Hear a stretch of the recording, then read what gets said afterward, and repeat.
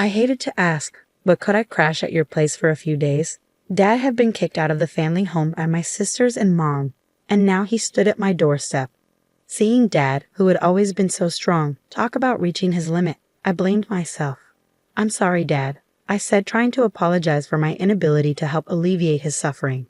In that moment, as I struggled with my guilt, my husband Ethan spoke up. "Let's live with your father-in-law." "Are you sure?" I turned to Ethan, surprise evident in my voice. Dad, too, could barely hide his shock, his eyes wide open. "My name is Emily, and I'm 26 years old. Ethan and I started dating in college, and we got married 2 years ago. Our days are filled with a fulfilling work-life balance. Ethan is my best supporter, always by my side. I never thought I'd find someone who gives me such confidence, let alone marry them." As the youngest of 3 sisters, I grew up in an environment where I could never go against my mom and my sisters. I was always the last one in line for attention from mom, and also the lowest in rank among my sisters. Every time I voiced an opinion, sharp words would come flying back at me.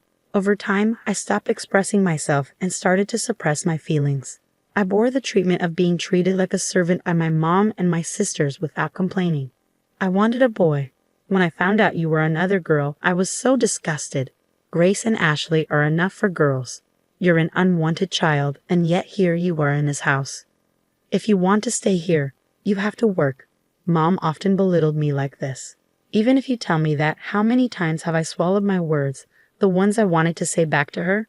By the time I entered elementary school, I was in charge of most of the household chores, from preparing meals and doing laundry to getting the bath ready. People around me would praise me, saying, "That's impressive," or "You're so responsible." But I only found joy in that at first. "It's a given that you do all these things," Mom would say, with no words of thanks or praise. Instead, I was constantly being reprimanded for my cooking or the way I folded the laundry. The one who kept me going through all this was Dad. Unlike Mom and my sisters, Dad loved me and respected me. As the only man in the family, Dad was not well liked by Mom and my sisters, and his power within the family was as low as mine. But he always stood up for me. "I'm sorry, Emily. You always have to put up with so much. If only we could all live in harmony." Dad would often hold me tight and say these things. Despite his early mornings and late nights for work, Dad would always spend his days off with me, fulfilling Mom and my sister's demands together. And he always listened to my feelings and accepted my words. But my mom and her cohorts didn't seem to like that. "There's no one to protect you today," they'd tell me, pushing more chores onto me. They'd hurl harsh words at Dad too, such as, "For a man, low income," and my sisters would follow their lead, laughing and saying, "Disgusting," and "Don't open your mouth." So no matter how much Dad tried to be a pillar of support, I was becoming increasingly frail. Noticing my distress, Dad said something to me when I entered high school. "Emily, study as much as you can, then go to college, leave this house, and live on your own. You, Emily, have so many possibilities. There's no need to endure and stay in this house forever. I want you to live your life," my father urged me. At his words, I felt both elated and anxious.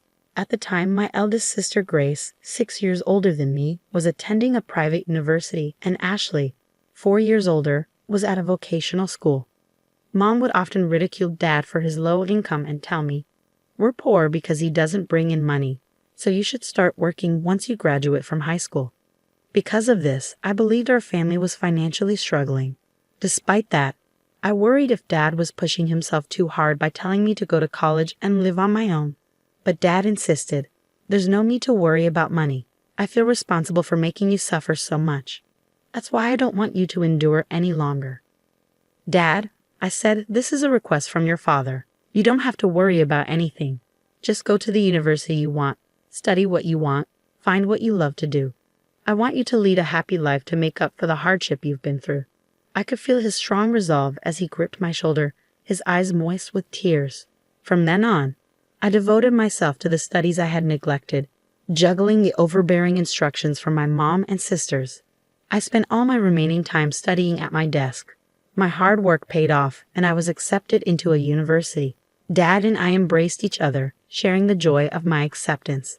I kept it a secret from Mom and my sisters until the last minute, only announcing my plans to go to college and live alone on the day I was moving. At that time, Grace had already moved out and was living on her own.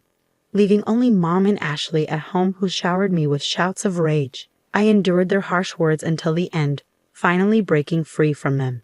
I kept my new mobile phone, a gift from Dad, a secret, not telling them which university I was going to or where I was going to live. Though I stayed in touch with Dad, I started a life without any involvement with my mom or my sisters. But just because I escaped from them didn't mean my university life was smooth sailing. I wasn't used to speaking my mind, and as a timid person, I was somewhat invisible in my department, unable to make friends. Then Ethan reached out to me. "What do you think, Emily?" I was surprised when Ethan, the bright and central figure of the group, spoke to me. I was already uncomfortable speaking in front of people, and being put on the spot left me speechless. But Ethan pressed me. "You have thoughts, right? Share them. We won't know unless you say something," he said. Initially, I thought of Ethan as pushy and inconsiderate. But as time passed, I came to see the kindness in Ethan, how he respected people's opinions. Thanks to Ethan, I started to make friends. Before long, I found myself drawn to him, and by our 3rd year, our relationship had progressed to dating. When I started dating Ethan, Dad excitedly congratulated us. And when I found a job, when Ethan and I decided to move in together, and when we decided to get married, Dad celebrated my happiness as if it was his own. But I had always been worried about Dad. Since starting university, I hadn't been home and hadn't seen Dad even once. We stayed in touch, but I was still concerned. Dad was living at that place with Mom and the others. I had no doubt he was still enduring snide comments from Mom and Ashley, still spending his days under their domineering instructions. "Dad, I'm happy today because of you. Back then, I was powerless and always needed your help. But things have changed. I'm working now, and I'm married. I have someone who supports me, so now it's my turn to help you. Please let me know if you're in any trouble." I told him I announced my marriage. Having learned the importance of expressing my feelings to others since being with Ethan, I was finally able to put into words what I had never been able to tell Dad before. "Thank you," Dad replied, but until now, 2 years later, Dad never asked me for help. Furthermore, recently, I heard that Grace, who was supposed to be living alone, quit her job and returned to her parents' house. My worry for Dad had only increased. Then, one day, the doorbell rang just as I was confiding in Ethan about how worried I was about Dad. December was almost over, and even though it wasn't even 4 p.m., it was already getting dark outside. We had no scheduled deliveries, so we were surprised when we looked at the screen of the intercom. The person shown by the camera was none other than Dad. I rushed to the front door and opened it, seeing Dad for the first time in 8 years. His cheeks were hollowed out, and there was more white than black in his hair. He looked visibly unwell. I instinctively knew that his sudden visit without any notice wasn't for a casual reason. "Dad, what's happened?" "Please come inside. It must be cold outside," I said, concerned. Dad was wearing trousers and a long-sleeve shirt, even in December. He seemed too thin, and I wondered why he would be outside dressed like that. But the reason was revealed from Dad's mouth. "Dad was kicked out of the house by Mom and the others," he said, his voice heavy with sadness. "He told me to go buy dessert, so I went to the nearby convenience store. But when I came back, the house was locked. I asked them to open up, but they told me not to come back and didn't let me in." "What?" I exclaimed, shocked by what I was hearing. "I left the house without my phone or jacket, but I waited for several hours, and they didn't seem to let me in," Dad added, rubbing his cold body as he told us about what happened that day. I quickly made some hot tea and gave it to Dad. He held the cup of tea with both hands to warm up and muttered softly, "I might not be able to go back to that house again." "Why?" I asked, concerned. Ever since Grace came back, Mom and the others' attitude got even worse. I was feeling at my limits too, and then they did this to me. I don't even have the energy to go back. I think I should look for a monthly apartment and think about what to do in the future, Dad explained. "I'm sorry, but could I stay here for a few days?" "I'll leave as soon as I find an apartment," he added, his voice filled with weariness. I was worried, but I hadn't imagined it was this bad. Dad, who never complained before, was talking about his limits. "I'm sorry, Dad." I began ready to apologize for knowing about his troubles and not being able to do anything when Ethan spoke up. "Let's live with your father." Ethan raised his voice. "Are you sure?" I turned to my husband in surprise. Dad, too, unable to hide his surprise, opened his eyes wide. "Sorry for being blunt, especially since we just met, but your father-in-law doesn't look too healthy." I think it would be best if we lived together to help him recover.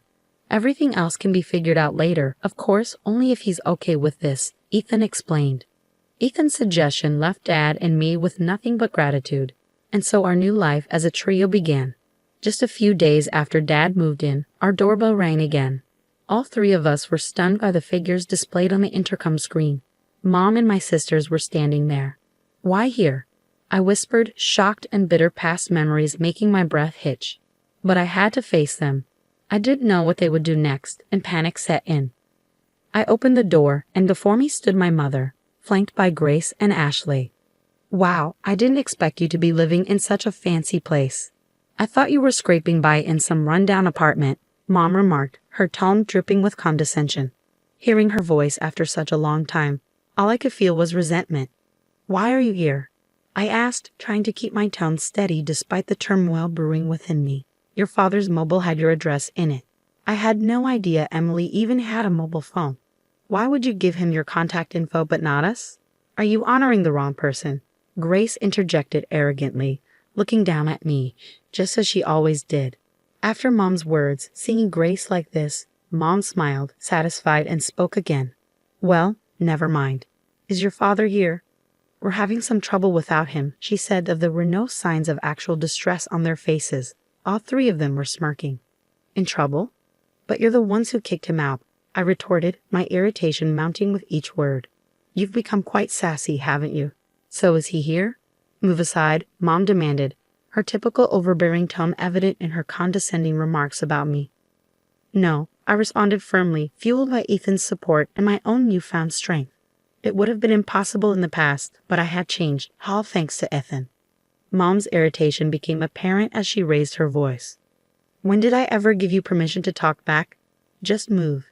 You can't even listen to what I say. I'm not the same person I used to be. I won't be pushed around by you, Mom." I refused firmly, Ethan coming up beside me, trying to shoo Mom and the others away. Despite our efforts, Mom and her group wouldn't leave. We repeated move and no until, tired of the ordeal, or maybe having given up, Mom was the one to break first. "That's enough. I don't want to hear any more from you. If you won't move, can you at least let us know when the money will be deposited in our account? It's really annoying that all you can do is put money in, and you can't even do that," Mom said, her words leaving me speechless. How did she think she's been able to live without working? My anger reached its peak. From now on, Dad will be living with us. Dad and I will no longer be pushed around by you guys. Please divorce Dad and stop causing him pain, I declared, unable to hold back my words any longer. But the response from my mom was something I hadn't anticipated.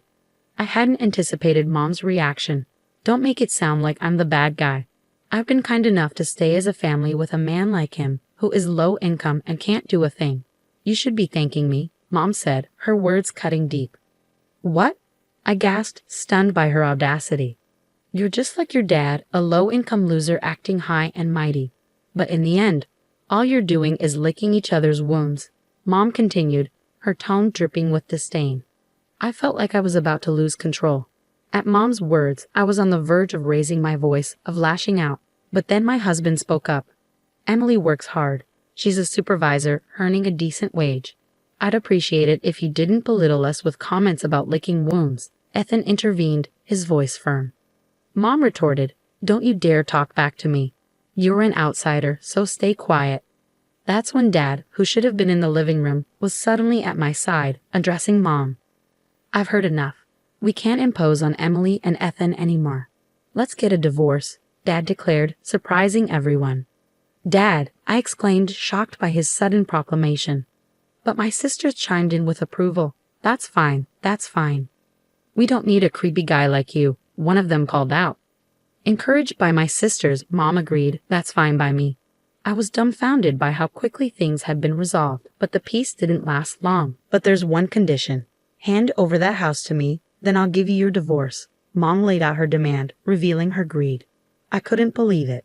How greedy could this woman be? But Dad quickly agreed to Mom's demand. "Dad, are you sure?" I asked, shocked by his compliance. "If that's all it takes to get a divorce, it's a small price to pay," Dad replied, smiling at me reassuringly before turning back to Mom with a serious expression. "I'll do as you ask. Leave for today. I'll come over tomorrow." With that, Dad sent Mom and my sisters home. They continued to belittle me until the end, but I didn't care. I felt guilty for pushing for a divorce and causing Dad to lose his home, but Dad patted my shoulder reassuringly. "It's not your fault, Emily. In fact, I'm glad you spoke up," he said. The next day, Dad went back home one last time with the divorce papers. He made Mom fill out the divorce application, handled some paperwork, and packed his belongings. When Dad returned from our family home, he looked somehow lighter. It was sad to see the house go to Mom and my sisters, but if Dad felt relieved, I was okay with it. A few months later, Dad told me what had happened to Mom and my sisters.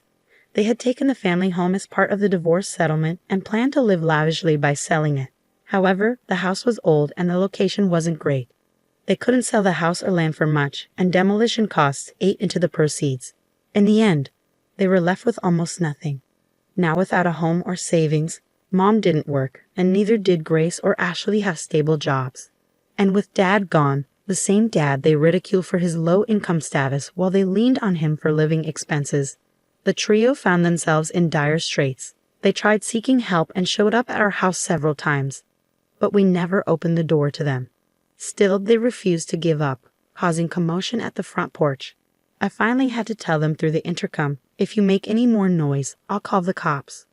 Now it seems they're barely managing, renting an apartment that's too cramped for three. Even Mom, who never worked before, was seemingly forced to get a job.